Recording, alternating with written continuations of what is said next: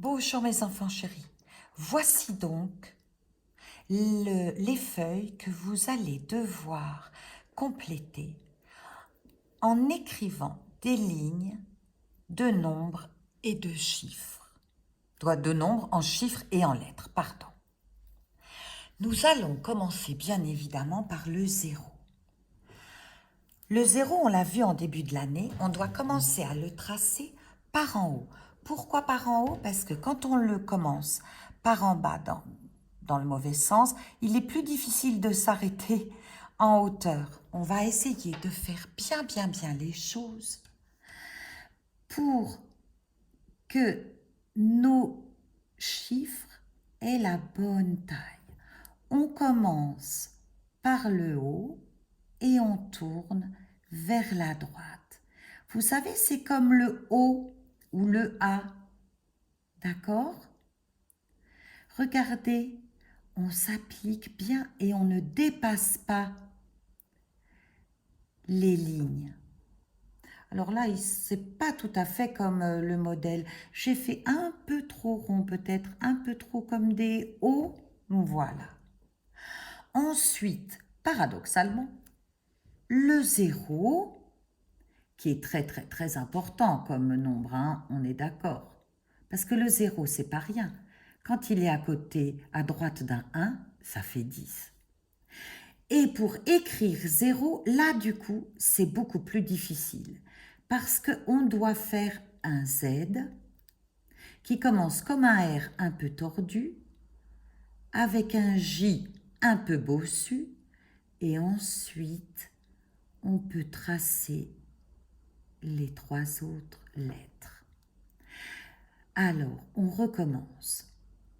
Un R un peu tordu, un J un peu bossu et E, R, O et on met l'accent sur le E. Regardez bien, on respecte parfaitement la hauteur des lettres. Oui? Quand on a fait des zéros et des zéros, on va faire des 1. Le 1 aussi. Certains d'entre vous ont tendance à partir du bas et à aller vers le haut. On va plutôt faire le contraire en mettant la casquette à l'envers du 1 et il est sur la pointe des pieds. Hop, vous pouvez vous servir des lignes verticales. D'accord? On ne va pas trop vite. Le 1, vous savez parfaitement l'écrire puisque c'était un des premiers mots-outils que nous avons appris.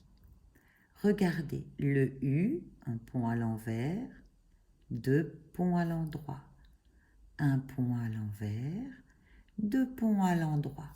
Et on y va tout doucement, un pont à l'envers, deux ponts à l'endroit.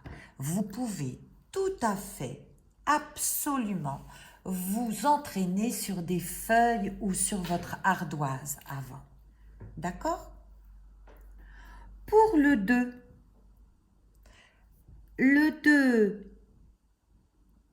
est un peu tordu, mais il a les pieds sur terre. Il est très équilibré. Il tient bien en équilibre. Regardez un peu.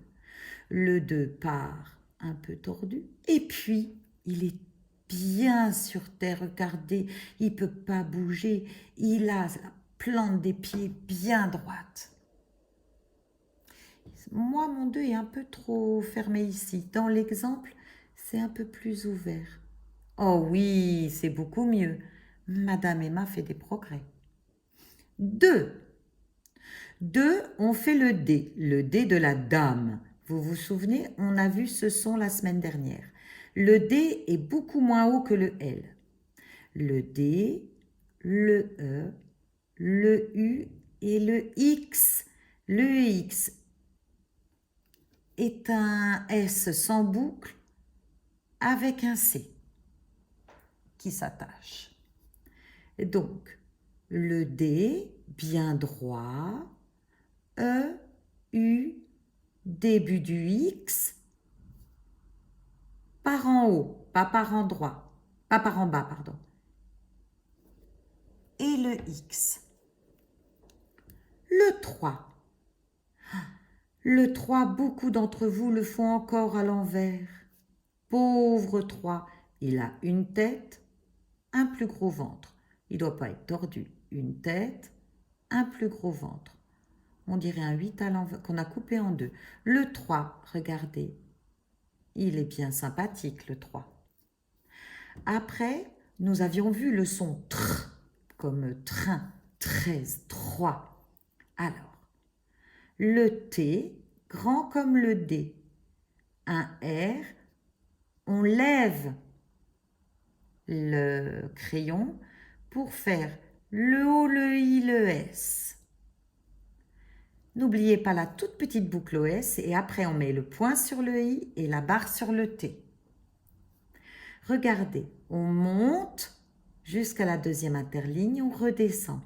On fait le R avec cette petite boucle, on lève le crayon et on fait le O, le I, le S.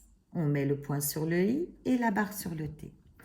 Est-ce que vous avez vu comment je tiens mon crayon? Je ne tiens pas comme ça, je ne tiens pas comme ça.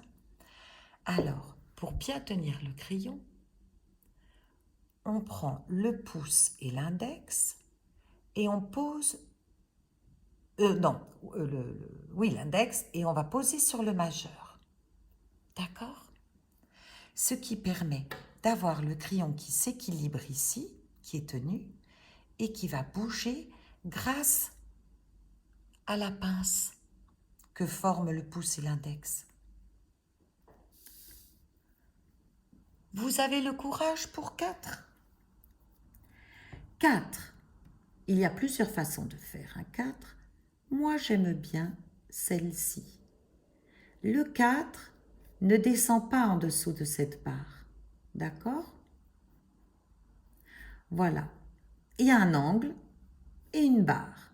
1, 2, 3, 4. 1, 2, 3, 4. 4.